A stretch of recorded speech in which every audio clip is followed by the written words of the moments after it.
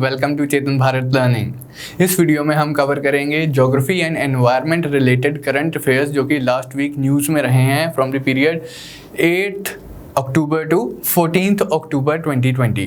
First of all let's have a look at the issues जो कि हम इस क्लास में कवर करेंगे। सबसे पहले there was a report regarding the Amazon rain forest gradually turning into savanna type landscape. तो will cover the importance of the Amazon rain forest and Amazon basin and why they are getting converted into savanna. Then there was this report regarding human cost of disasters 2000 to 2019. This report was released by UN Disaster Risk Reduction Office. This report per se is not important, but will study accompanying topics, that is the disaster management and the international efforts to tackle this problem of disaster risk reduction. Then there were two news items regarding the air quality index, the Delhi air pollution, the stubble burning and the interrelated aspects. Like I said in the previous class जो कि हमने last week की थी कि ये topic अब currently आता रहेगा and updates इसके हमें मिलते रहेंगे and धीरे धीरे करके हम इन topics को cover करते रहेंगे। Then Delhi government ने ट्री ट्रांसप्लांटेशन पॉलिसी इंट्रोड्यूस की है। तो ये क्या पॉलिसी है, इसके बारे में हम स्टडी करेंगे, इसकी इंपॉर्टेंस क्या है एंड किस तरह से ये चेंज इंट्रोड्यूस कर सकती है। देन कुछ प्रीलिम्स रिलेटेड अपडेट्स हम देखेंगे towards the end of this lecture. तो let us start with our first topic, that is the Amazon rain forest transforming into savanna. There was this news item regarding this. NASA had conducted a global study regarding the global fire emissions database, and in this study they had one of the areas that they focused on was the forest fires in Amazon basin. Last week हमने cover किए थे Arctic वाले reason में जो Fyers लग रही हैं, zombie Fyers हमने कवर की थी एंड हमने उसके साथ एसोसिएटेड इशू कवर किया था, importance of permafrost as a carbon sink and किस तरह से परमाफ्रॉस्ट लॉस हो रहा है एंड कार्बन रिलीज हो रही है, कार्बन एटमॉस्फेयर में, कार्बन डाइऑक्साइड गैस रिलीज हो रही है एटमॉस्फेयर में। अब उसी का ही आप इक्वलेंट टॉपिक आप मान के चलिए ये है कि अमेज़न रेन फॉरेस्ट अपने आप में एक कार्बन सिंक है, लेकिन अमेज़न फॉरेस्ट में अब increasing instances of forest Fyers observe किए जा रहे हैं। कारण वही है जो आर्कटिक रीजन में हमने देखे थे, ज़ॉम्बी फायर्स के केस में हमने देखे थे, climate change, global warming. Amazon basin में increasing instances of forest fires की वजह से क्या हो रहा है, जो कार्बन फॉरेस्ट में स्टोर किया हुआ था, जो कार्बन सिंक में permanently long term storage of carbon हुई थी, कंबशन की वजह से, बर्निंग की वजह से वो सारा कार्बन अब रिलीज हो रहा है एटमॉस्फेयर में, which is again acting as a positive feedback leading to further global warming, leading to increasing instances of forest fires and so on. So what is happening? The greenhouse effect is increasing. The concentration of greenhouse gases in the atmosphere is increasing. Global warming is increasing as a result of these forest fires. Now, ये तो हो गया climatological aspect. दूसरा और भी इसके aspects हैं, पहले उन पे आएंगे, अभी हम थोड़ी सी बेसिक इन्फॉर्मेशन स्टडी कर लें कि नासा की स्टडी ने क्या हमें रिपोर्ट दी है कि ये कह रहे हैं कि 2019 में अनप्रेसिडेंटेड फॉरेस्ट फायर्स ऑब्जर्व की गई थी अमेज़न बेसिन में। ये जो सारा डार्क शेडेड रीजन है, this is the region that is affected by the forest fires, इतना बड़ा रीजन। अगेन सेम रिपोर्ट हमें बता रही है कि 2020 में उससे भी ज़्यादा फॉरेस्ट फायर्स ऑब्जर्व की गई हैं, लेकिन इस साल हमने ज़्यादा फोकस नहीं किया इस एस्पेक्ट के ऊपर क्योंकि पूरी दुनिया पेंडेमिक के चक्कर में उधर सारा सबका ध्यान उस तरफ डाइवर्ट हो गया है। लेकिन फॉरेस्ट फायर इस साल भी उसी तरह से चल रही हैं एंड देन वो कंपाइल करके बोलते हैं कि as of 2019 about 17% of the Amazon forest cover has been lost to deforestation और टू दी फॉरेस्ट फायर्स। तो 17% ऑफ द अमेज़न फॉरेस्ट तो डिस्ट्रॉय हो चुके हैं, चाहे उसका कारण डिफॉरेस्टेशन हो, चाहे उसका कारण फॉरेस्ट फायर्स हो, and increasingly forest fire dominant region बनता जा रहा है। अब हम उसी एस्पेक्ट के ऊपर आते हैं जो मैं एलैबोरेट कर रहा था, the importance of Amazon rain forest as a carbon sink. Amazon rain forest को हम लंग्स ऑफ द वर्ल्ड बोलते हैं, लंग्स ऑफ द अर्थ बोलते हैं। The highest concentration of tropical rain forests Amazon basin में पाए जाते हैं। ट्रॉपिकल वेट क्लाइमेट है वहाँ, हैवी रेनफॉल एक्सपीरियंस करता है ये रीजन, ग्लेशियल फेड रिवर्स भी हैं, हैवी रेनफॉल फेड रिवर्स भी हैं, इसलिए ये जो रीजन है बहुत रिच बायोडाइवर्सिटी को सपोर्ट करता है। अब क्योंकि ये बहुत रिच बायोडाइवर्सिटी को सपोर्ट करता है, लेकिन ग्लोबल वार्मिंग की वजह से यहाँ फॉरेस्ट फायर्स हो रही हैं, तो वो सारी बायोडाइवर्सिटी भी इफेक्ट हो रही है। क्लाइमेटोलॉजिकल एस्पेक्ट में ऑलरेडी इलेबोरेट कर चुका हूँ कि फॉरेस्ट फायर से कार्बन एमिशंस इंक्रीज हो रही हैं एंड ऑल। अब उसके अदर एस्पेक्ट्स जो हमने नहीं डिस्कस किए हैं वो है कि अगर फॉरेस्ट डिस्ट्रॉय हो रहे हैं तो ऑफ कोर्स उसके साथ जो एसोसिएटेड बायोडाइवर्सिटी है वो भी डिस्ट्रॉय हो रही है, हैबिटेट लॉस हो रहा है। ये जो रीजन है, it is the region with the maximum biodiversity on planet earth, लेकिन again it is bearing the brunt of forest fires. उसका अल्टीमेट कॉन्सिक्वेंस क्या हो रहा है दोनों चीज़ों का, क्लाइमेटोलॉजिकल एस्पेक्ट का भी एंड बायोडाइवर्सिटी वाले एस्पेक्ट का भी, कि the region is gradually transforming into semi arid savanna landscape. अगर हम इस रीजन की बात करें, now this is the image of the Amazon basin. Sir इस पूरे रीजन में अमेज़न रेन फॉरेस्ट पाए जाते हैं। इसी रीजन के इस वाले पोर्शन में ट्रॉपिकल ग्रासलैंड्स पाए जाते हैं जिन्हें हम बोलते हैं सवाना। सवाना बेसिकली अफ्रीका के ट्रॉपिकल ग्रासलैंड्स को बोलते हैं, लेकिन मतलब ये इतने एक्सटेंसिव है कि इन जनरल हम ट्रॉपिकल ग्रासलैंड्स के लिए वर्ड ही यूज़ कर लेते हैं सवाना। लेकिन साउथ अमेरिका में आप इन जनरल दो नाम याद रखेंगे जो कि ट्रॉपिकल ग्रासलैंड्स के लिए ही यूज़ किए जाते हैं। Savanna in South America, it is known by two names, llanos and Campos.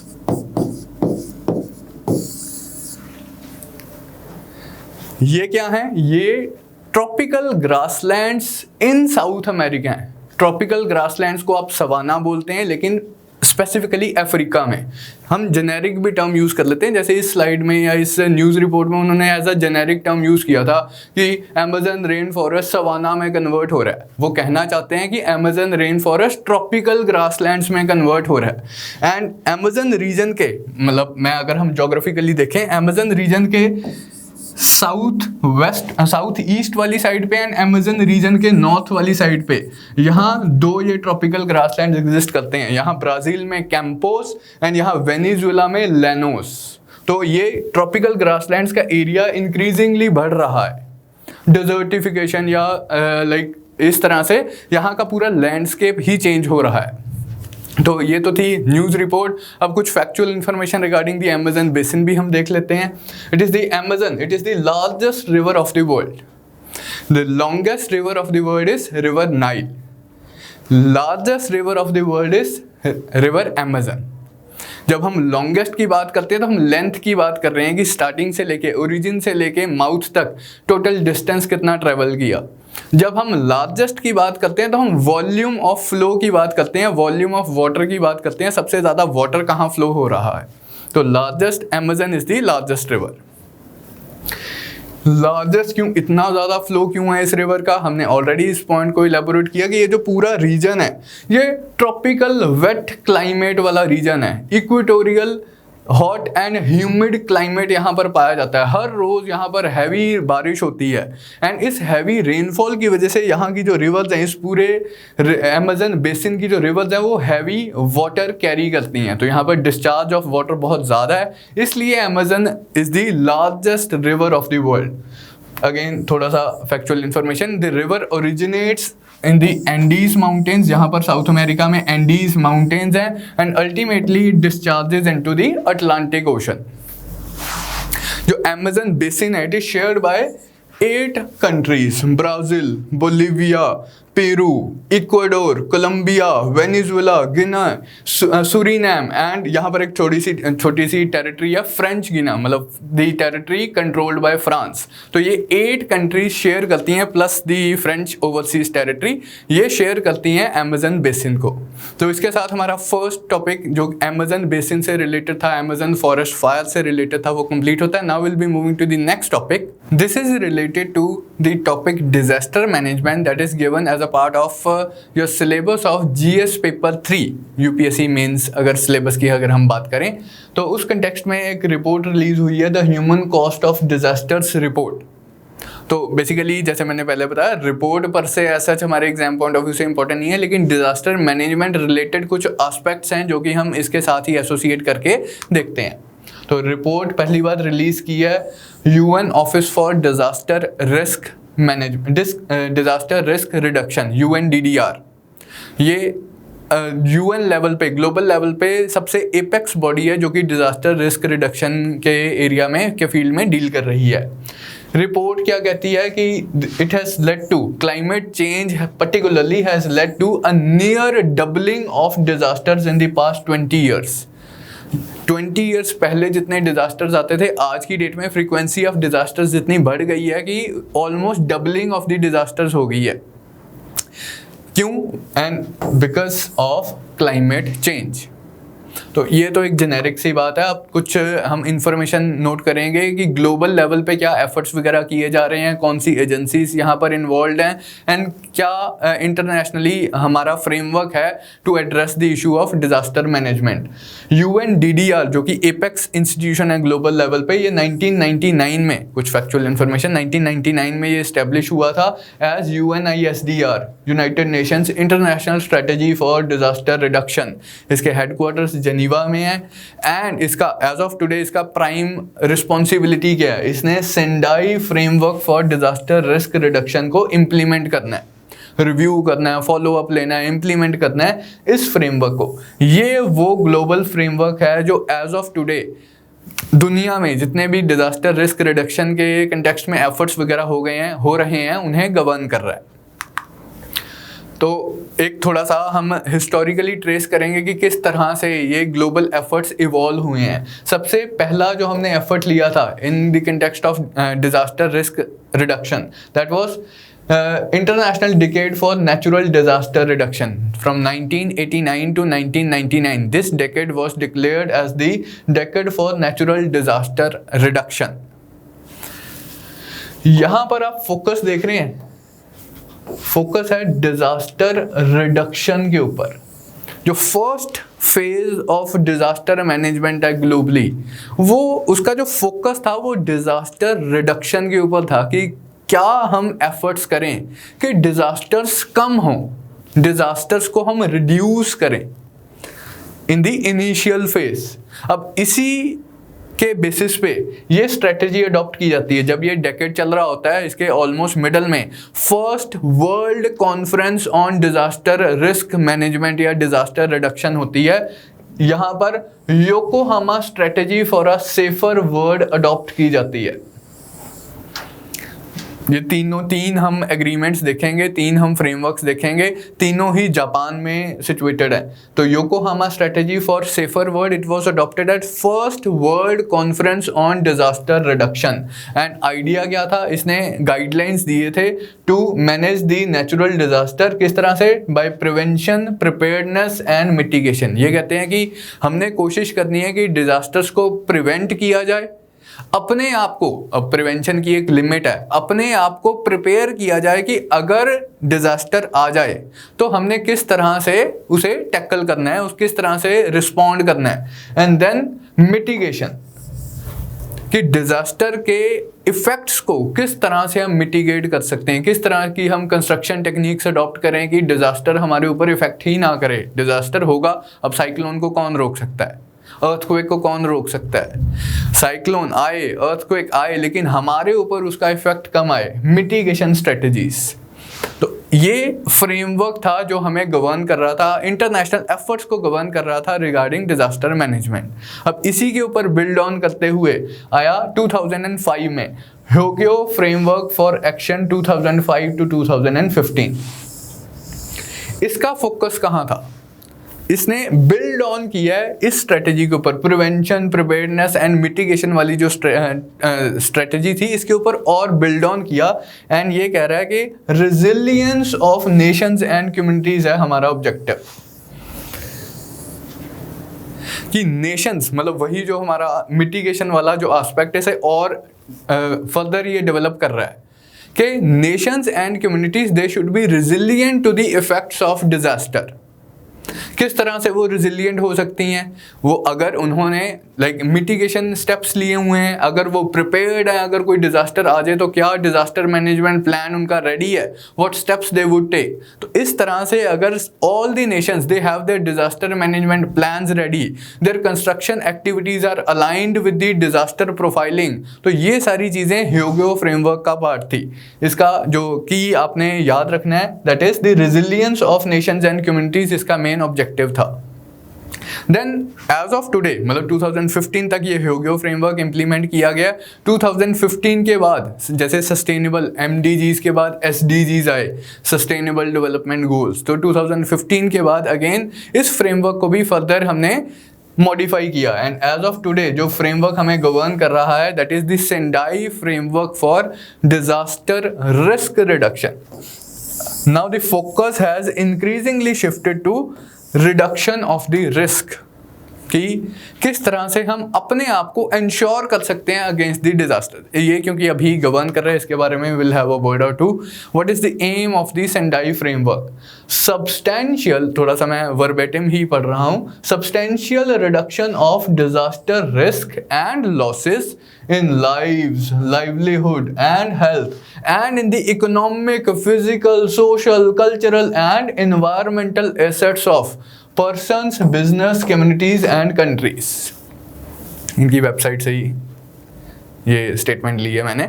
तो what is the aim, what is the basic idea of a Sendai framework? That it basically works for disaster risk reduction, and in this context इन्होंने दिए हुए हैं हमारे 4 priority areas कि किस तरह से हम डिजास्टर के रिस्क को रिड्यूस कर सकते हैं। कहते हैं कि सबसे पहले तो हमें we need to understand what is the disaster risk, कि अगर साइक्लोन आ जाए, साइक्लोन आने के चांसेस क्या हैं, एंड कौन से एरियाज ज़्यादा इफेक्टेड हैं, and what are the risk associated in case the cyclone strikes. Understanding the risk is the first step. Once you understand the risk, दूसरा क्या है कि strengthening disaster risk governance to manage the disaster risk. अब आपको पता है कि east coast of India में साइक्लोन्स आते हैं, it is more prone to cyclones.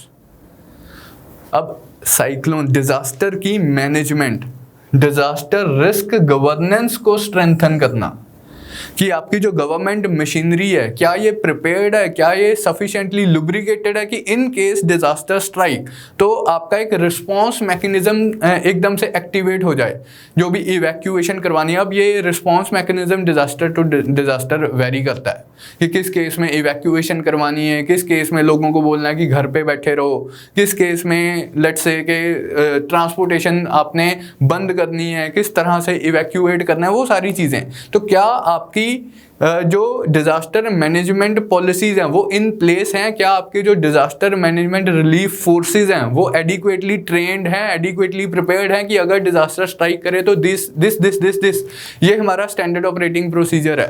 तो ये हमारा सेकंड प्रायोरिटी एक्शन होना चाहिए according to Sendai framework. Next क्या है? Investing in disaster risk reduction for resilience.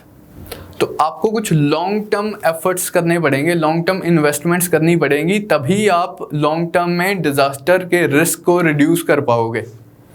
अब लेट्स से कि कंस्ट्रक्शन एक्टिविटीज़ हैं, वो अगले वाला पॉइंट भी इसी के ऊपर बिल्ड ऑन करता है कि कंस्ट्रक्शन एक्टिविटीज़ ही हैं। मिटिगेशन की जिसकी मैं बात कर रहा था, आपको पता है कि कोई एरिया साइक्लोन प्रोन है। अब मैं बार बार साइक्लोन का ही एग्जाम्पल ले रहा हूँ।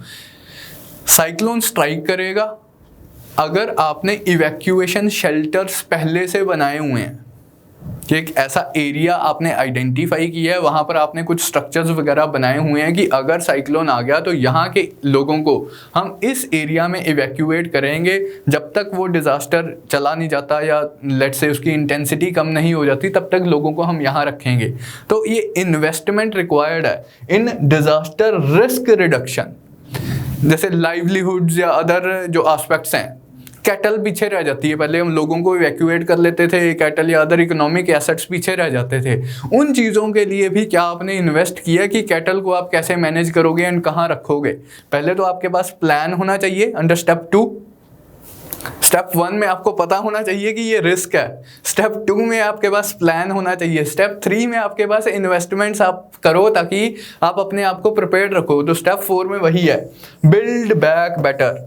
ये मोस्ट इंपॉर्टेंट फ्रेज है सेंडाई फ्रेमवर्क के कंटेक्स्ट में, बिल्ड बैक बेटर, कि एक बार डिजास्टर आ गया, आपने उसे रिस्पॉन्ड किया अपने प्लान्स के तहत, डिजास्टर मैनेजमेंट प्लान्स के तहत, एंड देन जो आपने रिकंस्ट्रक्शन करनी है, you must do that reconstruction keeping in mind the disaster risk and disaster profile. तो ये इसके 4 प्रायोरिटी एरियाज हैं सेंडाई फ्रेमवर्क के, जो कि global efforts in disaster management को रेगुलेट कर रहे हैं। एंड इसी सेंडाई फ्रेमवर्क के तहत 7 ग्लोबल टारगेट्स भी डिसाइड किए गए हैं।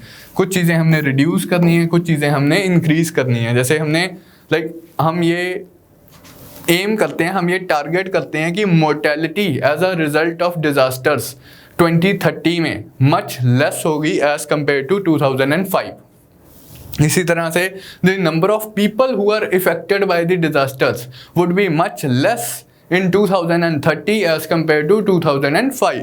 इसी तरह से the economic loss as a result of disasters in 2030 would be much less as compared to the economic loss in 2005. इसी तरह से the damage to the critical infrastructure and disruption of the basic services, ये भी कम होना चाहिए। Increase क्या करना है हमने, the countries with national and local disaster risk reduction strategies, की disaster management plans हैं कि नहीं। तो कंट्रीज के पास, ज़्यादा से ज़्यादा कंट्रीज के पास अपने नेशनल लेवल पे भी एंड लोकल लेवल पे भी डिजास्टर मैनेजमेंट प्लान्स होने चाहिए, ताकि वो क्विकली रिस्पॉन्ड कर पाएँ किसी भी डिजास्टर को। इसी तरह से इंटरनेशनल कोऑपरेशन, अब कुछ कंट्रीज जैसे स्मॉल आइलैंड डेवलपिंग कंट्रीज हैं, कुछ पैसिफिक ओशन में छोटे छोटे आइलैंड ग्रुप्स हैं, अब सी लेवल राइज हो रही है, those countries are more vulnerable to sea level rise as compare to other countries, and उनके पास रिसोर्सेज भी नहीं है इस डिजास्टर को टैकल करने के लिए। तो जो कैपेबल कंट्रीज हैं वो इन कंट्रीज को फाइनेंस करें, कुछ हेल्प प्रोवाइड करें, इंटरनेशनल कोऑपरेशन होनी चाहिए to manage disasters on a global scale. Then availability and access to multi hazard early warning systems, disaster risk reduction है हमारी, जो हमारा 3rd प्रायोरिटी एरिया भी है। वो एक तो मैंने शेल्टर्स वाली एग्जांपल दी। अब जैसे साइक्लोन्स के केस में अगर आपके पास अर्ली वार्निंग सिस्टम हो, आपको एडिक्वेटली वार्न कर दिया जाए कि ये साइक्लोन आ गया है, ये यहाँ पर स्ट्राइक करेगा, इस डेट को स्ट्राइक करेगा। अगर आपके पास अर्ली वार्निंग सिस्टम्स अवेलेबल हैं डिफरेंट डिजास्टर्स के लिए, जितने भी टेक्नोलॉजिकली पॉसिबल हैं, तो of course you will be more prepared, you will be able to take certain preventive steps, you will be able to evacuate people and things like that. तो ये सारी चीज़ें आपने करनी है under the Sendai framework. So this was all as far as the global framework for managing disasters is concerned. Now we'll be moving to our next topic. ये कुछ updates हैं regarding the Delhi air pollution के Poor Air Quality Index का first instance देखने को मिल गया है। Environmental Pollution Prevention and Control Authority ने दिल्ली and other states को GRAP implement करने के लिए बोला है। हमने last class में इसके बारे में देखा था। And हमने लास्ट क्लास में स्टबल बर्निंग का इशू कवर किया था, एंड उसमें हमने वेरियस मेथड्स देखे थे किस तरह से हम स्टबल बर्निंग को अवॉइड कर सकते हैं, क्या ऑल्टरनेटिव्स हमारे पास अवेलेबल हैं। जैसे टोरीफेक्शन जैसी टेक्निक्स हमने देखी थी, happy seeder and super SMS machines का इस्तेमाल हमने देखा था। उसी कंटेक्स्ट में एक और अपडेट है, बायो डिकम्पोजर्स का भी हम इस्तेमाल कर सकते हैं, ये न्यूज़ रही थी। तो इनके बारे में 1 by 1 हम देख लेते हैं। एयर क्वालिटी इंडेक्स 2014 में स्वच्छ भारत मिशन लॉन्च किया गया। उसी स्वच्छ भारत मिशन के साथ नेशनल एयर क्वालिटी इंडेक्स भी लॉन्च किया गया था। इसका ऑब्जेक्टिव क्या था? इससे पहले हमारे देश में national air quality monitoring programme चल रहा था, एंड इसी national air quality monitoring programme के तहत नैक्स होते थे, नेशनल एयर क्वालिटी स्टैंडर्ड्स हम ऑब्जर्व करते थे कि पोल्यूशन के स्टैंडर्ड्स क्या, पोल्यूटेंट्स के का लेवल क्या है डिफरेंट सिटीज़ में।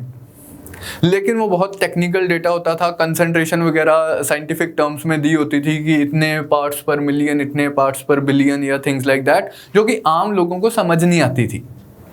इस चीज़ को थोड़ा सा बाईपास करने के लिए, इस चीज़ को थोड़ा सा बेटर बनाने के लिए ये एयर क्वालिटी इंडेक्स एक न्यू मेजर इंट्रोड्यूस किया। Central pollution control board and IIT Kanpur ने मिलके इस इंडेक्स को डेवलप किया।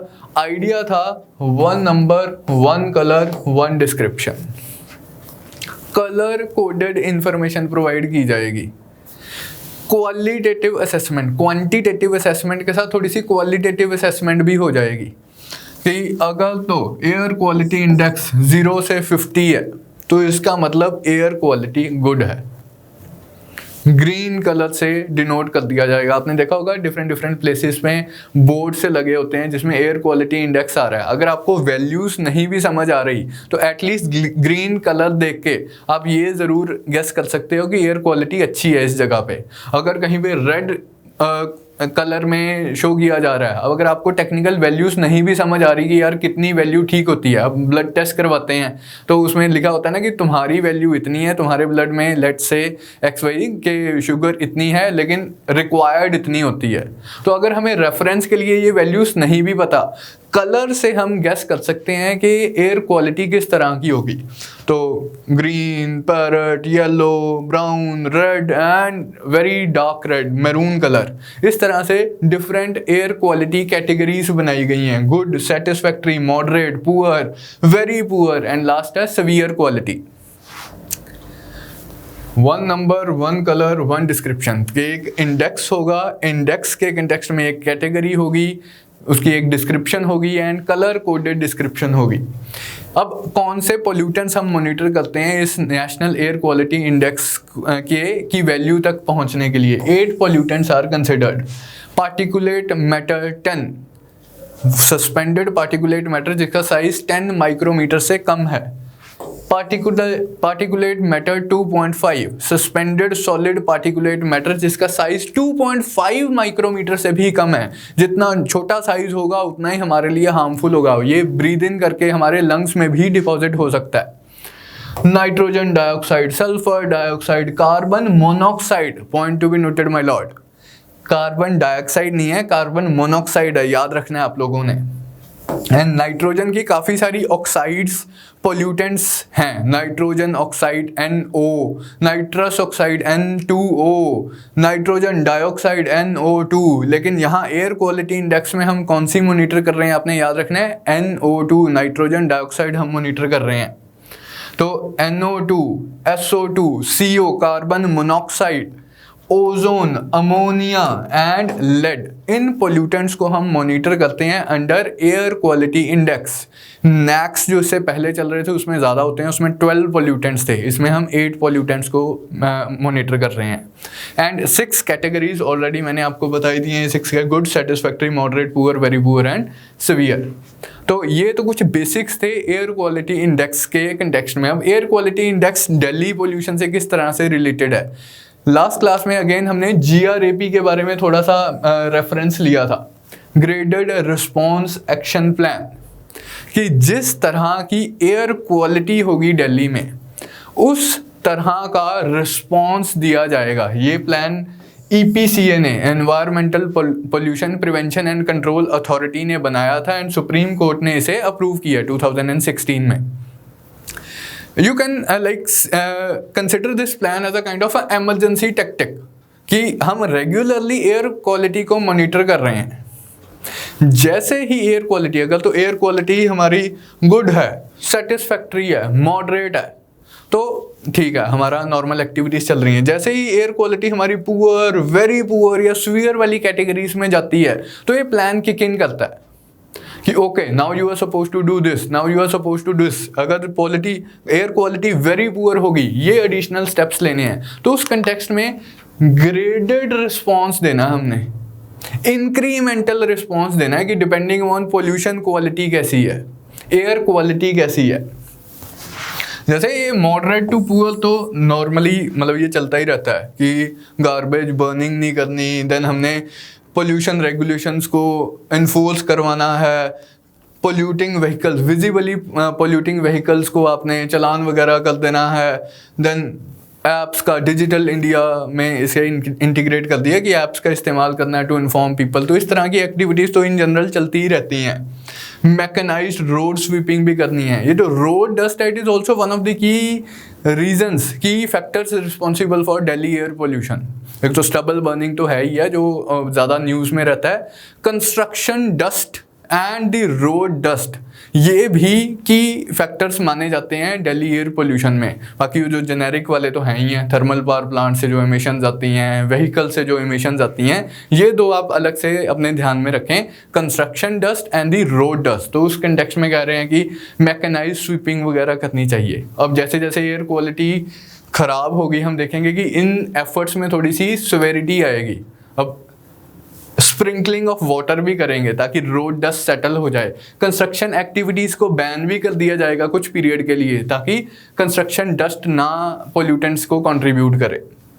तो जैसे वेरी पुअर हो जाएगी तो डीजल जनरेटर्स का इस्तेमाल बंद कर दिया जाएगा, पार्किंग फीस इंक्रीज कर दी जाएगी बाय 3 to 4 टाइम्स ताकि लोग अपने व्हीकल्स ना यूज़ करें ये सोच के कि यार पार्किंग फीस ही इतनी लग जाएगी 100-200 रुपया, तो इससे अच्छा तो हम पब्लिक ट्रांसपोर्टेशन ही इस्तेमाल कर लें, दिल्ली मेट्रो का इस्तेमाल कर लें।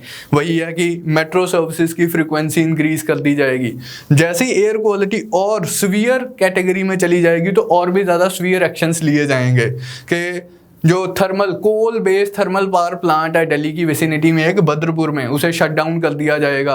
कोशिश की जाएगी कि सिर्फ natural gas based thermal power plant से ही एनर्जी नीड्स को पूरा किया जाए। Mechanised cleaning of road and sprinkling of water मैं बात कर ही रहा था, तो ये इस तरह के स्टेप्स लिए जाएंगे। अब यहाँ पर एक और एक्स्ट्रा कैटेगरी भी बनाई हुई है GRAP को इम्प्लीमेंट करने के लिए, एमरजेंसी कैटेगरी। ये जो सीवियर है उससे भी आगे 1 स्टेप अहेड एमरजेंसी कैटेगरी।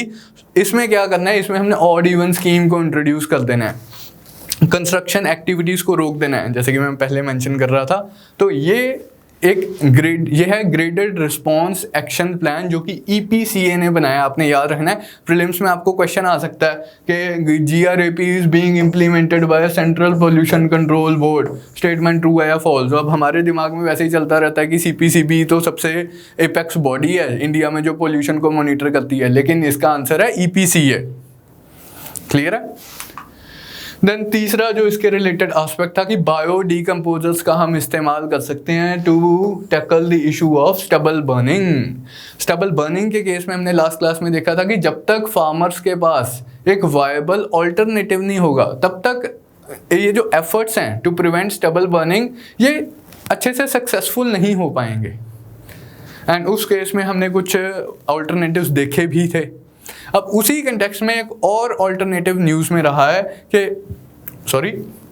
हमारे Indian agricultural research institute Pusa ने एक बायो डीकम्पोजर डेवलप किया, कुछ मिक्सचर ऑफ फंगाई वगैरह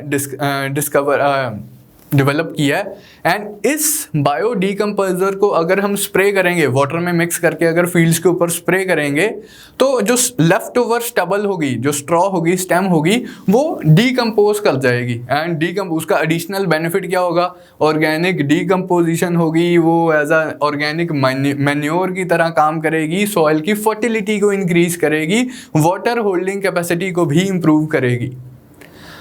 तो इस कंटेक्स्ट में दिल्ली गवर्नमेंट ने डिसाइड किया था कि हम bio decomposers free of cost farmers in the vicinity को सप्लाई करेंगे एंड खुद भी स्प्रे करने में हेल्प करेंगे। तो the Delhi government will provide this bio decomposers free of cost to the farmers.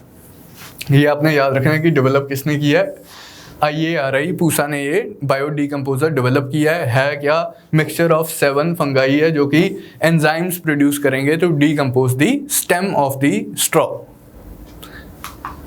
The next topic is the tree transplantation policy. Again, Delhi government के context में ही है। Delhi has become the first state और UT to have a national tree transplantation policy.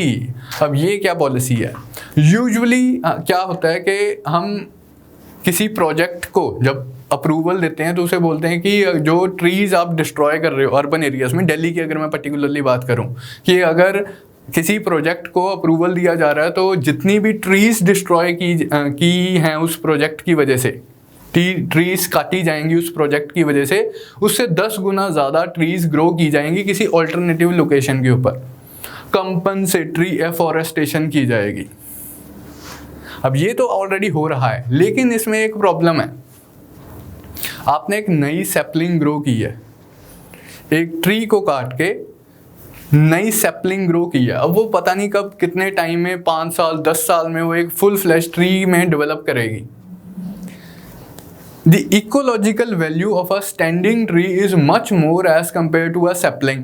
दूसरा उसमें aspect क्या है कि survival rate का, पता नहीं जो सैपलिंग्स ग्रो की हैं हमने, वो इवेंचुअली ट्री के रूप में कन्वर्ट भी होंगी या लाइक वो डाई कर जाएंगी। तो इसलिए लाइक हमने थोड़ा सा सेफ साइड रहने के लिए कि इंस्टेड ऑफ 1 ट्री हमने 10 सैपलिंग्स ग्रो करनी है, एक की बजाय 10, क्योंकि सर्वाइवल रेट बहुत कम है। लेकिन फिर भी like even with this ratio survival का मुद्दा रहता है। एंड सर्वाइवल अल्टीमेटली जो फ्रूट्स ऑब्जर्व किए जाएंगे वो तो 5-10 साल बाद ऑब्जर्व किए जाएंगे। तो इस चीज़ को टैकल करने के लिए आई है ट्री ट्रांसप्लांटेशन पॉलिसी। ये कहते हैं कि आपने 10 सैपलिंग्स तो ग्रो करनी है फॉर एवरी फेल्ड ट्री, जो कि पहले से आप करते आ रहे हो। आपने उस ओरिजिनल ट्री को भी ट्रांसप्लांट करना है किसी दूसरी लोकेशन पे with its root system intact. इस तरह से मतलब प्रॉपर रूट से ट्री को आपने अपरूट करना है एंड उसे ट्रांसपोर्ट करना है किसी दूसरी लोकेशन में जाके उसे प्लांट करना है। At least 80% of the trees felled by a project must be transplanted according to this policy। उसके कुछ चेक्स वगैरह रखे जाएंगे, 1 साल के बाद सोशल ऑडिट वगैरह किया जाएगा जिसमें ऑब्जर्व किया जाएगा कि सर्वाइवल रेट्स वगैरह क्या हैं। रिसर्चर्स का कहना है इसमें भी, जैसे पुराने वाली जो हमारा स्टेप था उसमें भी सर्वाइवल रेट एक की कंसर्न था, जो हमने कंपनसेटरी एफॉरेस्टेशन हम करते थे। अब इसमें भी रिसर्चर्स का कहना है कि survival rate is going to be a key concern, क्योंकि जब आप ट्री को even with its root system intact आप ट्रांसपोर्ट करते हो तो ट्री अपनी नई लोकेशन में शॉक की वजह से कई बार लाइक ग्रो नहीं कर पाता है, वो डाई डाउन कर जाता है इवेंचुअली। तो इस कंटेक्स्ट में 1 साल बाद एक सोशल ऑडिट वगैरह किया जाएगा जिसमें ऑब्जर्व किया जाएगा कि कितने ट्रीज जो हमने ट्रांसप्लांट किए थे उनमें से कितने सर्वाइव वगैरह किए हैं। अच्छा स्टेप है as far as the tackling of the environmental pollution is concern and tackling the problem of deforestation due to construction activities, due to developmental activities is concern. Next कुछ प्रीलिम्स अपडेट्स। हमारी हर घर जल योजना चल रही है जिसमें we intend to provide tapped drinking water to every household and Goa has become the first state to have achieved this thing that every household is having tapped water supply। तो ये थोड़ा सा prelims fact आप याद रख सकते हैं कौन सी फर्स्ट स्टेट है।